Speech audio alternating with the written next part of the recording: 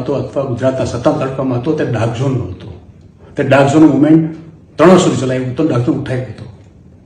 તે જુનાગઢ માટે 600 કરોડનું અભિયાન સરકાર પાસે પાછા લેવાના, જુનાગઢમાં લોકશાહી અભિયાન ચલાવ્યો આખા જિલ્લામાં. ને આ સિવાય જુનાગઢના ગરીબો વંચિતો માટે એક બીપીએલ સહાયતા અભિયાન ચાલુ કર્યું હતું.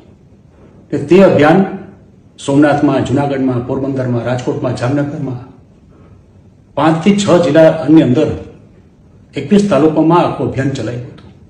તે હેઠળ 75,000 ઉપરાંત ગરીબોને બીપીએલના લાભ આપેલા હતા. આ મારું કામ હતું, આ મારી ઓળખ હતી. તેની ઉપર ભારતીય જનતા પાર્ટીએ પોતાની ઓળખ લગાડી દીધી. ને આટલી હિંમત, તાકાત કે તેવડ તમારામાં હોત તો ચૂંટણી પહેલા કે ચૂંટણી દરમિયાન બોલવાની જરૂર હતી. આપનો આભારી, જવાહર ચાવડા.